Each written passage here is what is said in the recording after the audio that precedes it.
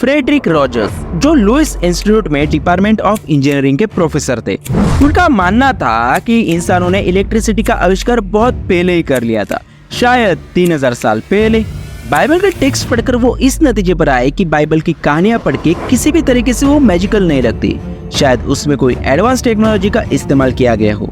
उसमें से कुछ पवित्र चीजें जैसे आर्क ऑफ कॉवेनेंट हमें फिजिक्स लॉ के खिलाफ जाते दिखते हैं, और शायद वो किसी पावर स्टेशन की तरह काम भी करता हो।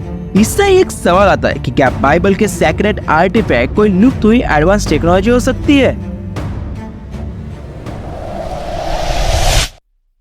अब तक की सबसे रहस्यमय चीज है आर्क ऑफ कॉवेनेंट, जो अभी तक मिस्ट्री बनी हुई है।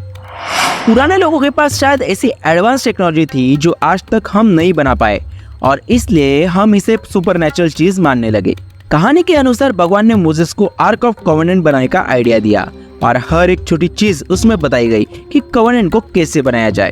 ओकेशिया पेड़ का इस्तेमाल करके बॉक्स जैसी चीज बनाई गई, जो 1.5 metre by 1 metre by 1 metre थी, मतलब एक रेफ्रिजरेटर जितनी। पूरे आर्क को सोने की परत लगाई थी।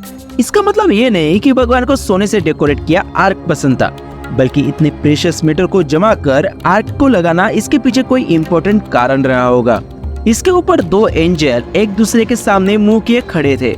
रॉजर बताते हैं कि यह पूरी तरह एक कैपेसिटर हो सकता है, क्योंकि सोने की बाहरी लेयर में पॉजिटिव चार्ज होगा और अंदर की लेयर में नेगेटिव चार्ज। लकड़ी का बक्सा इंसुलेटर का काम करेगा, और ऊपर के 2 एंजल शायद पॉजिटिव और नेगेटिव टर्मिनल का काम करते होंगे। इसमें से ऐसी चीज निकलती थी जो इलेक्ट्रिसिटी से कम नहीं, इसे हाथ लगाने पर आदमी की मौत तक हो जाती थी। खुद मोसेस का भतीजा आर्क को हाथ लगाते ही मारा गया था। इसमें से स्पार्क या लेजर जैसी चीज निकलती थी जो लोगों को मार सकती थी। इससे बचने के लिए जब भी आप उसके पास जाओ तब पूरी बॉडी को ढकना पड़ता था। आर्क ऑफ कॉवेनेंट का कैपेसिटर होने की थ्योरी का सपोर्ट करने वाले लोगों में से एक थे मॉडर्न जमाने के महान वैज्ञानिक निकोला टेस्ला। उनका मानना था कि मोसेस उस जमाने के सबसे एडवांस इलेक्ट्रिशियन हुआ करते होंगे। टेस्ला के पहले ही उन्होंने वायरलेस इलेक्ट्रिसिटी को ट्रांसफर करने का तरीका खोज निकाला होगा। टेस्ला को लगता है कि आर्क ऑफ कॉवेनेंट में 10 कमेंडमेंट से अलग और भी चीजें हो सकती है। अंदर की चीजों के फ्रिक्शन से स्टैटिक इलेक्ट्रिसिटी प्रोड्यूस होती होगी। रिसर्चर्स ने अंदाजा लगाया कि अप्रोक्सीमेटली कॉवेनेंट 50,000 वोल्ट तक का चार्ज प्रोड्यूस करता होगा। इससे वो न सिर्फ चार्ज प्रोड्यूस करता होगा, बल्कि एक पावर स्टेशन को चलाने की ताकत भी रखता होगा। और पावर स्टेशन था the great pyramid of Giza. Pyramid भले ही फेरो की कब्र के नाम से जाना जाता हो, पर असलियत में गिजा के पिरामिड में कोई भी कब्र नहीं मिली। और पिरामिड बनाने में ग्रेनाइट का यूज हुआ है, जिसे हम सब इलेक्ट्रिसिटी के गुड कंडक्टर के रूप में जानते हैं। पिरामिड बनाने में कई साल और उससे भी ज्यादा अनगिनत पैसे खर्च हुए। ऐसे चीज कोई अपनी कब्र बनाने के लिए क्यों इस्तेमाल करेगा? देखकर लगता है कि पिरामिड कोई स्पेसिफिक काम के लिए बनाया होगा, मगर सवाल आता है कि पिरामिड में इलेक्ट्रिसिटी आती कहां से होगी? पिरामिड के अंदर 2 चेम्बर्स मिले, किंग चेम्बर्स और क्वीन चेम्बर्स। खोज करने पर पता लगा कि किंग चेम्बर में फेरो को रखने की जगह थी, जिसे सर्कोफेगस कहते थे, और वो बिल्कुल खाली था। और इसकी रचना वैसे ही थी जैसे आर्क ऑफ कॉवेनेंट की थी। संभावना है कि इजिप्शियन लोग पिरामिड का इस्तेमाल पावर प्लांट की तरह करते होंगे, मगर यह टेक्नोलॉजी एक टाइम के बाद रुक गई थी। शायद इसमें से एक पार्ट मिसिंग हो गया था। कॉन्स्पिरेसी थ्योरिस्ट मानते हैं कि बाइबल में बताए गॉड असल में एडवांस सिविलाइजेशन के मेंबर थे, और वो न जाने क्यों हमारे एंसेस्टर की मदद एडवांस टेक्नोलॉजी से कर रहे थे। दरअसल हमारे एंसेस्टर उसे उतना समझते भी नहीं होंगे। एक बात से अंदाजा लगा सकते हैं कि आर्क ऑफ कॉवेनेंट का वजन 300 किलो था, तो क्या इसे उठाने वालों के मन में ये सवाल नहीं आया होगा कि इतने से बक्से में आखिर 300 किलो की क्या चीज हो सकती है? आर्क ऑफ कॉवेनेंट में एंटी ग्रेविटी प्रॉपर्टीज भी थी।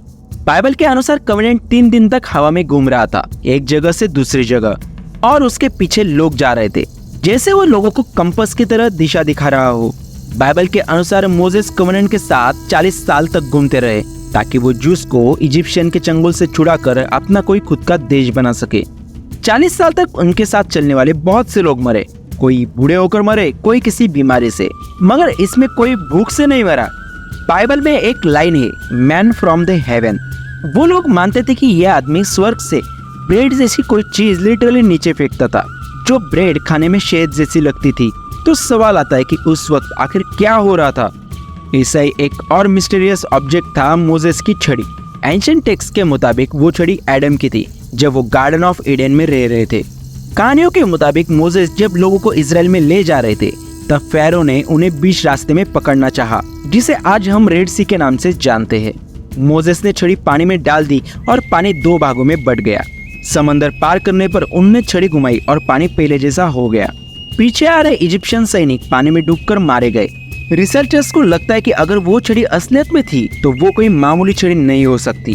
कहानियों के मुताबिक वो छड़ी एक छोर पर मुड़ी हुई थी और दूसरे छोर पे 2 किले निकले हुए थे जो छड़ी के अंदर और बाहर हो सकते थे। देखकर लगता है कि असल में वो कोई हाईटेक डिवाइस रहा होगा, वरना गॉड एक आम लकड़ी की चीज एडम को क्यों ही देते।